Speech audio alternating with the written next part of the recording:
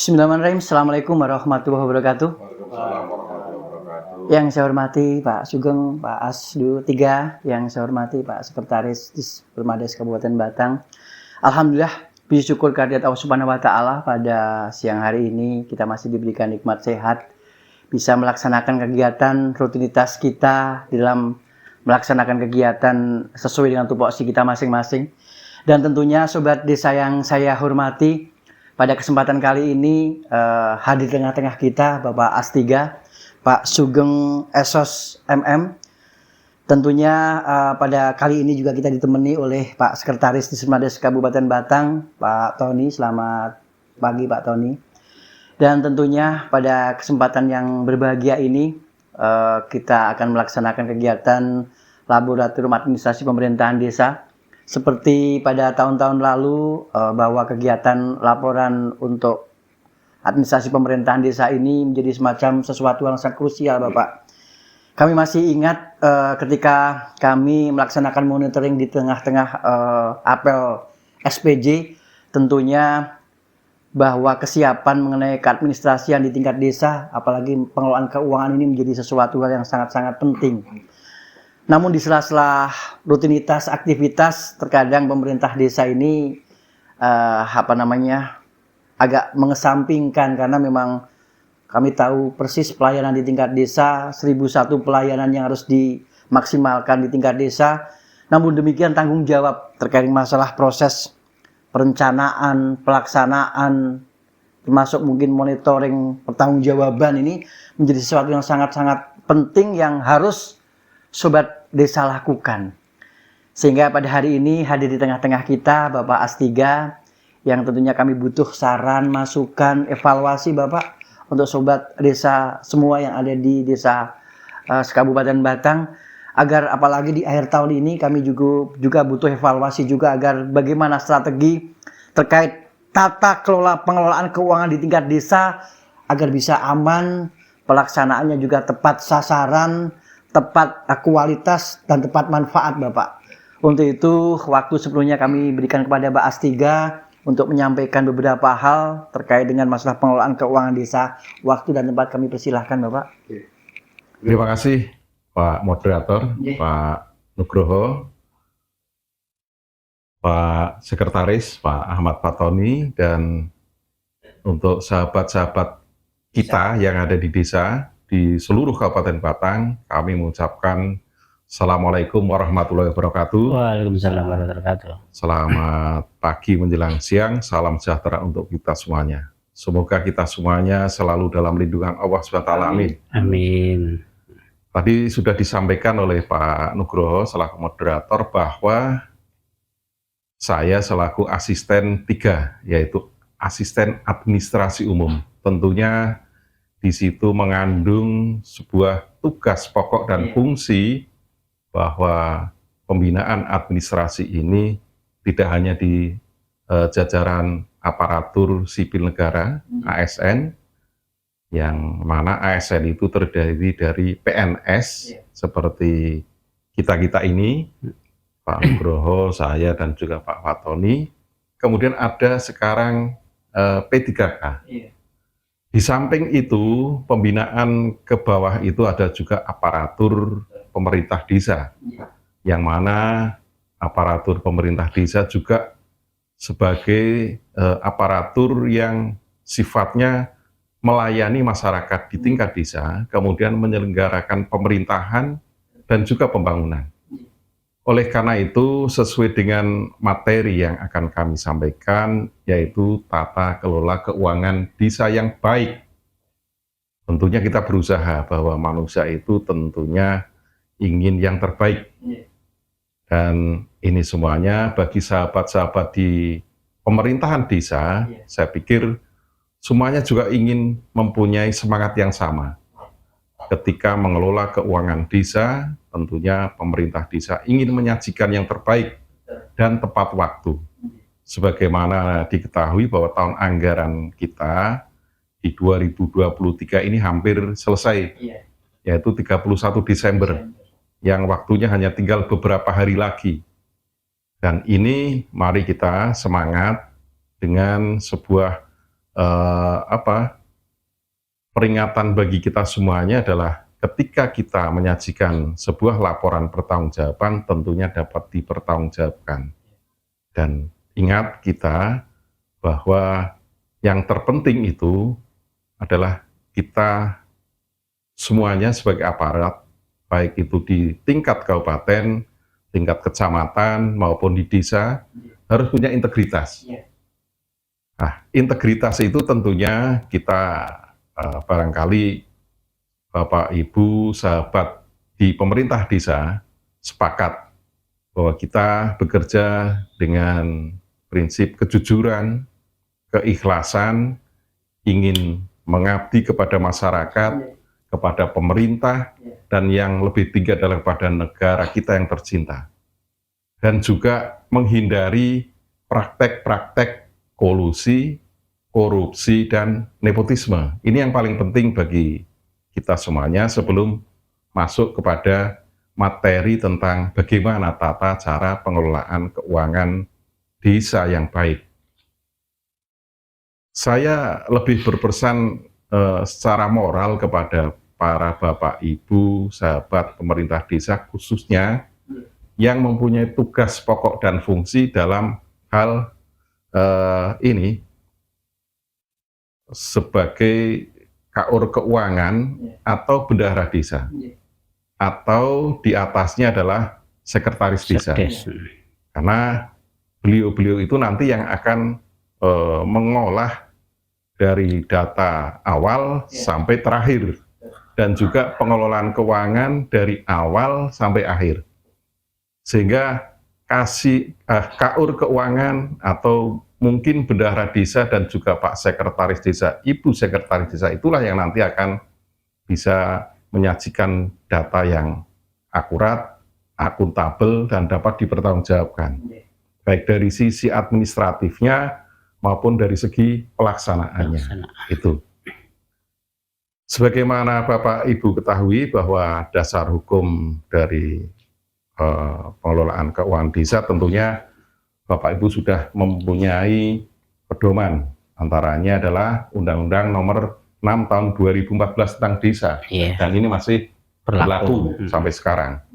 Kemudian Peraturan Pemerintah Nomor 43 Tahun 2014, Junto Peraturan Pemerintah Nomor 47 Tahun 2015, Junto Peraturan Pemerintah Nomor 11 Tahun 2019. Ini dasar hukum yang akan kita lakukan sebagai pedoman dalam hal pengelolaan keuangan desa.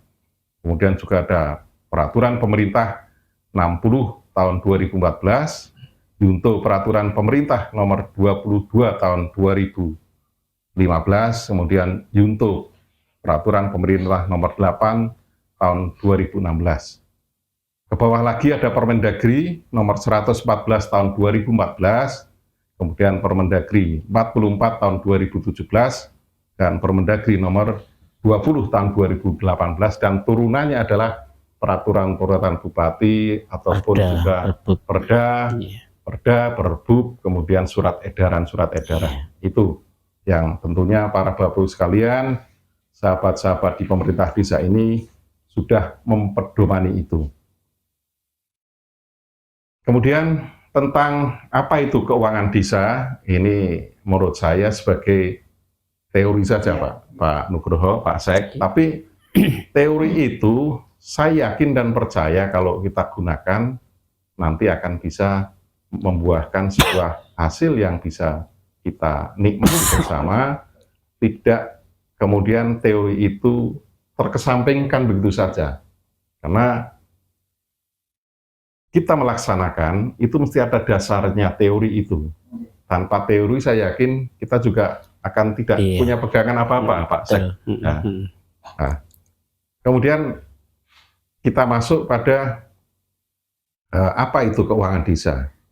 Keuangan desa adalah semua hak dan kewajiban desa yang dapat dinilai dengan uang, serta segala sesuatu berupa uang dan barang yang berhubungan dengan pelaksanaan hak dan kewajiban desa.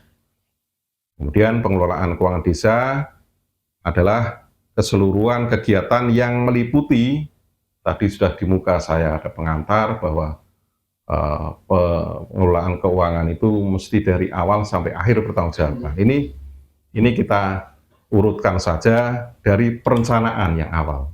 Tanpa perencanaan, sesuatu kegiatan pasti akan tidak dapat kita lakukan dengan lancar dan benar, karena berarti itu adanya sebuah ide yang mendadak hari itu, kemudian kita tidak bisa resiko errornya ya. melakukan yang sesuai, kemudian malah terjadi resiko yang tidak kita inginkan. Jadi perencanaan itu bagian penting daripada sebuah langkah kegiatan yang akan kita lakukan.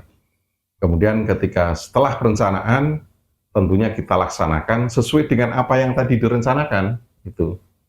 Kemudian setelah pelaksanaan, tentunya tadi ada pelaksanaan yang berkaitan dengan administratif, yaitu penatausahaan keuangan. Penatausahaan keuangan. Kemudian setelah itu selesai, tentunya kita ada pelaporan. Dan yang terakhir merupakan sebuah pertanggungjawaban keuangan desa yang biasanya itu akan berupa SPJ, betul ya Pak? Iya, betul. SPJ yang kadang desa ini tadi sudah Pak Nugroho sampaikan, kadang-kadang karena pekerjaan aparatur pemerintah desa itu jumlahnya lembaga kementerian itu masuk semuanya. Iya.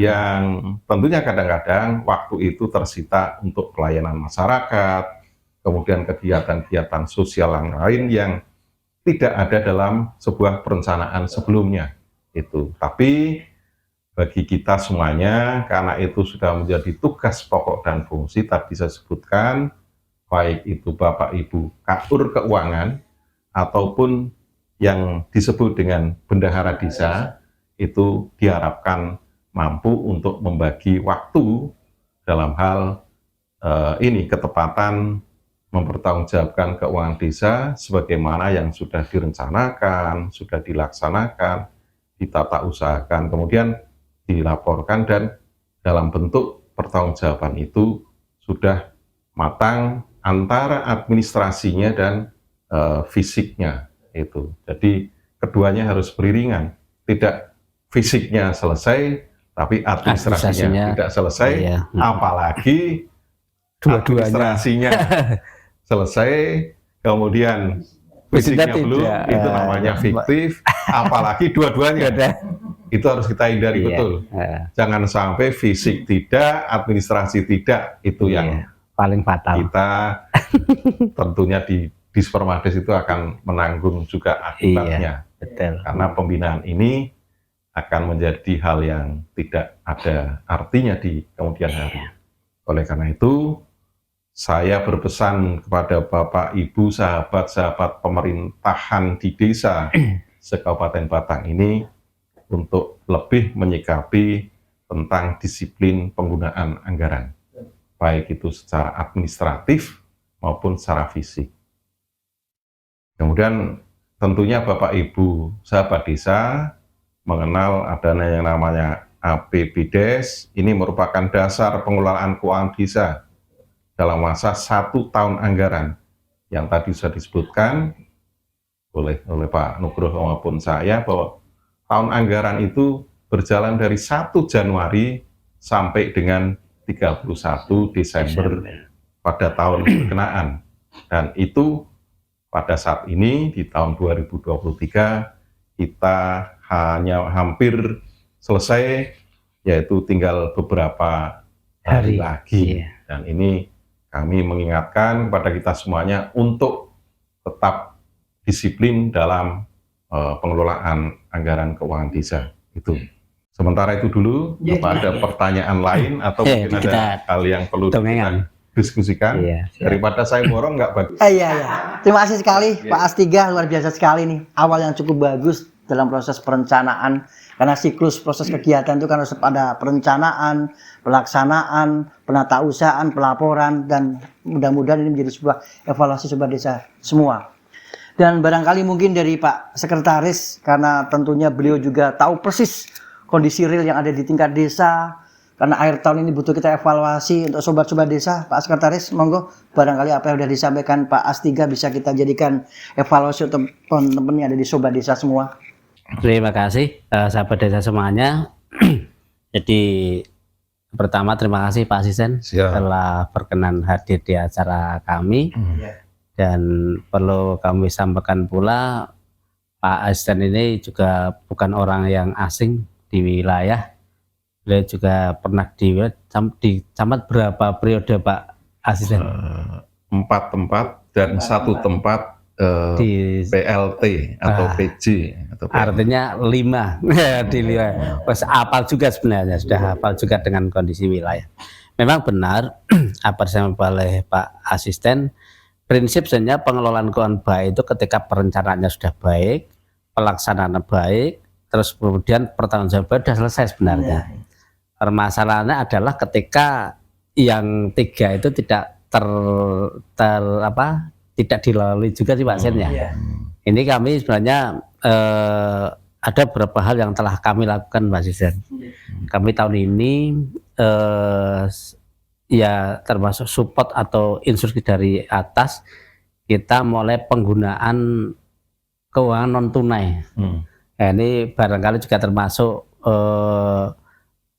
langkah untuk mengurangi yang tadi ketika pelaksanaannya tidak, tapi administrasinya iya atau dan sebaliknya. Memang ini hal yang baru Pak Sendi, kita mendadak. Terus kemudian kami juga menyikapi tentang, sampaikan Pak Asisten tentang tahun anggaran. Tahun anggaran itu kan dimulai dari 1 Januari sampai 31 Desember. Nah ini permasalahannya di perubahan ini Pak Asisten. Di perubahan ini kan baru secara real kan November tengahan sampai sekarang. Bahkan dalam tanda kutip kita sudah menjadi kebiasaan di kami yang ngampu Bankeu terutama Pak Asisten. Kita datang sampai tanggal 20 Desember ada yang belum cair nih Pak Asisten. Desember nih ya. Kalau kita disiplin aturan itu kan berarti kita kan nggak mungkin pakai sulapan. Tapi untuk desa alhamdulillah ada pengecualian Pak Asisten. Namanya kalau di kita nggak ada namanya DPA lanjutan, nggak ada. Untuk desa itu kan ada DPA lanjutan. Jadi mumpung di kesempatan ini saya mengingatkan kepada desa, kayaknya juga surat dari Dismades sudah disampaikan berkenaan dengan penyikapan akhir tahun. Pengetahuan akhir tahun anggaran khususnya untuk kegiatan-kegiatan yang berasal dari bantuan keuangan baik dari daerah, kabupaten maupun provinsi. Ketika berasal dari perubahan anggaran dan sampai hari ini itu masih proses, belum cair nih, masih proses untuk disikapi nanti ketika proses sudah cair. Pedomani surat yang telah kita sampaikan, dan andekan harus melewati tahun anggaran, sudah harus sebelum tahun anggaran berakhir sudah ada perhitungan Pak Asisten. Sehingga ketika perhitungan itu sudah terlaksana berapa atau digunakan apa, sisanya seberapa agar masukkan di APBD 2024. Nah, namanya debat. Jangan sampai tidak dilakukan terus dilanjutkan di tahun berikutnya, itu jelas-jelas akan menjadi sumber permasalahan. Desa sudah diberi kemudahan, jadi manfaatkan DPL ini sehingga tetap 31 Desember itu tutup buku tahun anggaran Pak Asisten. Meskipun sejatinya masih ada yang belum, tapi yang terpenting harus ada dilaksanakan, harus ada yang dilaksanakan. Meskipun 1% sekalipun, lah 99%-nya itu sudah dihitung terus dimasukkan ke kas APBDes, langsung ditetapkan di penetapan APBDes tahun berikutnya namanya lanjutan. Itu untuk amannya jenengan. Meskipun kadang-kadang juga masih tahun-tahun lalu kita masih ketemukan Pak Asisten, sudah ada kemudahan DPL lanjutan, tapi mereka tidak melaksanakan. Jadi langsung saja dilaksanakan meskipun 12 tahun anggaran. Ini kan berisiko. Maka dalam tanda kutip di kesempatan ini tolong disikapi oleh Pak Kades, Bu Kades, pedomani surat yang telah kita sampaikan.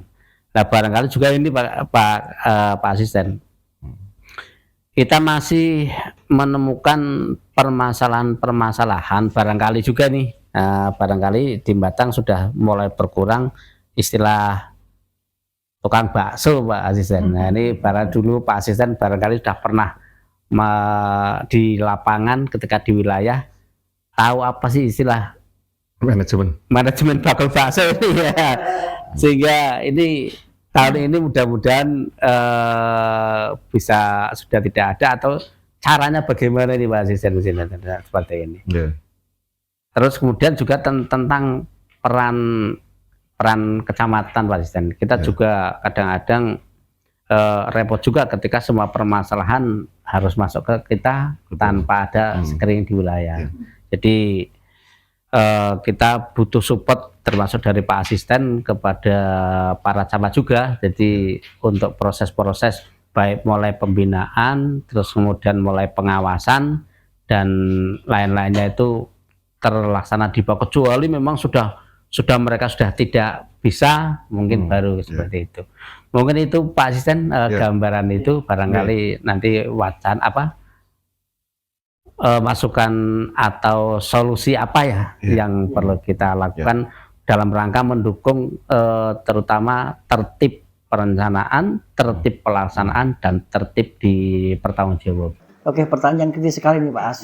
Kan memang kondisi real yang terjadi seperti itu, manajemen tukang bakso, dan bagaimana nanti menyikapi terkait dengan masalah barangkali penyelesaian berjenjang, karena memang betul Pak, tumpuan permasalahan seolah-olah di Supermades itu menjadi semacam ujung tombak finalnya. Padahal harapan kita penyelesaiannya berjenjang, Bapak. Monggo waktu dan tempat kami persilahkan, Bapak. Terima kasih informasinya Pak Sekretaris di Supermades, Pak Nugroho moderator. Kalau tidak salah, saya tangkap ada 3 Pak Sekretaris ini menyampaikan informasi ke kami. Yang pertama adalah ketika di tahun anggaran perubahan, khususnya di desa, dan saya juga menangkap bahwa ini lain dengan APBD perubahan di tingkat kabupaten. Betul. Kalau di desa ada pengecualian. Ada pengecualian. Misalnya baru turun tanggal 20 Desember. Musim hujan lagi. Beberapa hari lagi sudah tutup anggaran. Artinya 10 hari lagi misalnya. Terus bagaimana langkah itu? Tadi dari di Supermades sudah ada surat kepada para sahabat-sahabat pemerintah desa untuk tetap melanjutkan, dan itu tetap pada tahun anggaran berkenaan dan ditutup pada tahun anggaran itu. Namun demikian ada hal yang sifatnya khusus yang harus dilaksanakan di tahun 2024 untuk penyelesaiannya. Tapi untuk pelaporannya itu tetap di tahun anggaran yang berkenaan 2023. Itu saya kira itu sudah cukup jelas menurut saya, karena jelas banget. ada pengecualian. Lain kalau di pemerintah daerah mesti ada silpa kan? Iya, selesai. Mau tidak mau harus selesai. Nah, tapi di desa ada pengecualian. Ada keistimewaan. Dan ini memang itu tadi mungkin sesuai yang disampaikan Pak Nugroho, banyak sekali kegiatan yang tidak tercover pada tahun itu. Namun demikian, itu tadi sudah ada kelonggaran, maka kelonggaran itu jangan dibuat selonggar-longgarnya. Nanti tetap mesti akan bermasalah kalau seperti itu. Yang kasihan sekali lagi kembali ke mereka, yang bersangkutan, pemerintah desa. Kemudian ketika tidak ada solusi, maka mesti naik ke pemerintah daerah. Dalam hal ini di Supermades. Dan di Supermades tidak ngurusi hanya 1-2 desa. Karena di Kabupaten Batang ini ada 239 desa dan 9 kelurahan. Tapi kalau kelurahan saya pikir itu bukan domainnya. Bukan di Supermades. Tapi paling tidak 239 desa. Kalau separuhnya saja, saya pikir di Supermades sudah kacau lah. Kewalahan untuk melayani dalam jangka waktu yang sangat pendek itu. Kemudian yang kedua tentunya fungsi atau peran camat atau kecamatan. Di kecamatan ada jabatan yang namanya Kasih PMKS, yang fungsi tugas pokoknya adalah membantu camat dalam hal fasilitasi kegiatan-kegiatan desa, terutama di bidang pembangunan desa.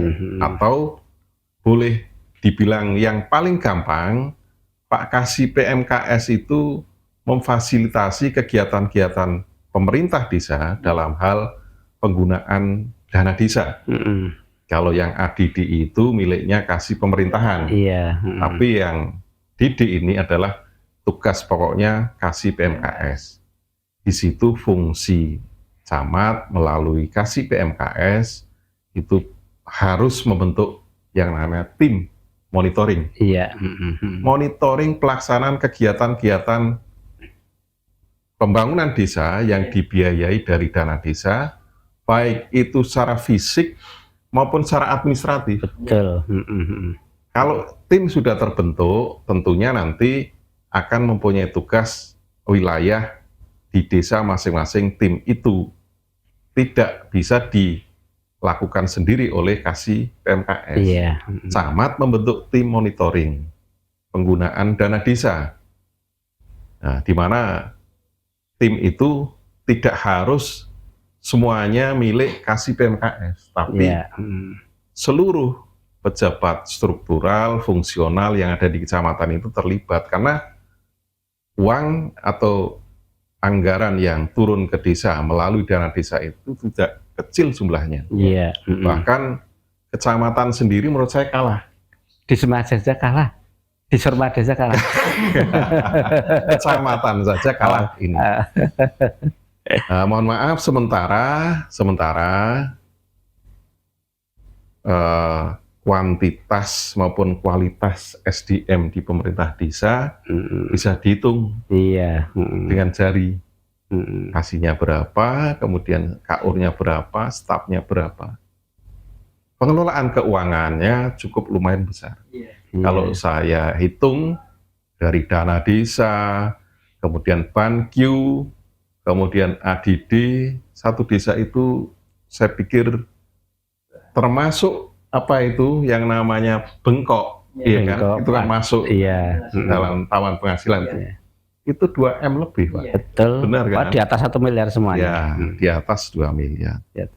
Tapi kelihatannya tidak ketok itu, karena bengkok tidak dihitung. Sementara bengkok itu adalah termasuk juga aset desa yang digunakan untuk tambahan penghasilan. Dan nilainya itu ya 2M lebih lah. Kecamatan jauh, mungkin separuhnya. Nggak ada separuhnya. Itu. Kalau seperti itu, maka Pak Camat membentuk tim ini menurut saya wajib. Misalnya tim 1 terdiri dari siapa saja, tim 2 siapa saja, sudah hafal Pak Camat tadi. Tapi kemudian tugas pokok fungsinya apa? Yaitu tadi, monitoring kegiatan yang berkaitan dengan penggunaan keuangan desa. Kalau misalnya mau komprehensif, baik DD maupun ADD. Jadi tidak parsial satu ini, enggak usah. Ya DD, ADD gitu aja. Di situ termonitor mana yang belum selesai, mana yang belum selesai fisiknya, mana yang belum selesai administratifnya, itu secara periodik dilaporkan kepada camat. Dan camat nanti akan mengambil langkah. Misalnya, adakan pembinaan secukupnya. Misalnya kalau yang rodok lambat banget, panggil. Kemudian kalau sudah sangat-sangat melondrongnya waktu itu terlalu berlebihan, kasih peringatan. Bukan berarti kita kejam, tapi saling ngeleke untuk keselamatan bersama. Itu. Kemudian yang berkaitan dengan kalau mengapa harus kita membentuk tim itu, jangan sampai Pak Sekretaris menginformasikan atau mungkin ini terjadi atau mudah-mudahan ini tidak terjadi. Ada manajemen tukang bakso. Artinya saya paham itu, Pak. Kulak sendiri, kemudian dimasak sendiri, kemudian dibagi jual sendiri, terus kemudian hasilnya untuk sendiri. itu kan kemudian jadinya sentralistik. Iya. Yang menurut saya Pak Kepala Desa selaku manajer itu mesti harus bisa membreakdown tugas-tugas mana yang harus saya delegasikan ke sekretaris desa, ke kasih pembangunan, ke kasih pemerintahan, ke bendahara, ke kaur keuangan dan lain sebagainya. Terus kemudian kadus bagaimana? Kadus juga ada fungsinya karena sebagai aparatur desa di wilayah atau di dusun masing-masing. Banyak tugasnya, malah itu 24 jam. Ya kan? Sehingga menurut saya manajemen ini tidak hanya ada di tingkat kabupaten, di tingkat kecamatan, tapi saya saran dan mohon ini sampai desa. Sehingga Pak Kepala Desa akan lebih ringan tugasnya, dibantu oleh para pembantu-pembantunya. Dan terutama ini Pak Asisten, ini yang mungkin laporan Pak Asisten. Jadi laporan hasil monitoring itu yang kadang-kadang mereka tidak barangkali perlu penekanan Pak Asisten ya. Hasil monitoring itu kalau perlu ada termasuk tembusan ke entah laporan lain itu. Barangkali seperti itu Pak Asisten. Tadi Pak Tony, Pak Sekretaris menyampaikan, mohon maaf memang saya ada 4 kecamatan definitif yang pernah saya singgahi. Yang pertama Tulis, kemudian Tersono, kemudian Bandar, kemudian saya masuk di pemerintahan desa tapi merger dengan Dispermades, maka saya harus kembali lagi ke Camat Beladu, dan di sela-sela itu tadi sebagai kabak pemerintahan desa saya PLT di Kecamatan Banyuputih. Terus kemudian apa yang harus kita lakukan selaku tim monitoring di kecamatan? Setelah Pak Camat itu membentuk tim monitoring, ya dimohonkan tim monitoring itu melakukan sebuah evaluasi di desa, di mana tim itu bekerja, kemudian apa yang ditemukan. Ini bukan inspektorat, tapi ini masih dalam bentuk pembinaan. Betul. Itu diolah, kemudian rekomendasinya ke Pak Camat itu bagaimana, sehingga ada laporan ke Pak Camat selaku ketua tim monitoring yang membuat semacam resum akhir ketika harus melaporkan kepada pimpinan di tingkat atas, yaitu Bupati lewat Dispermades. Itu yang harus dilakukan. Jangan sampai tim monitoring dibuat tapi kemudian hanya sekedar melihat-lihat saja, tapi tidak ada laporannya. Outputnya Pak Camat selaku ketua tim pembina monitoring, dan kemudian itu tidak tersajikan dan akhirnya mandek di tingkat kabupaten, tidak tahu sama sekali apa yang dilakukan. Ternyata terjadi sesuatu. Nah, kita tahunya di belakang setelah semuanya itu terjadi dan boleh dikatakan terlambat. Jangan sampai seperti itu. Kita semuanya bekerja kan inginnya selamat sampai di tempat tujuan. Kemudian terstruktur, terorganisir, dan laporan-laporannya pun itu tadi akurat, akuntabel, dan dapat dipertanggungjawabkan. Itu. Oke, terima kasih sekali, luar biasa sekali.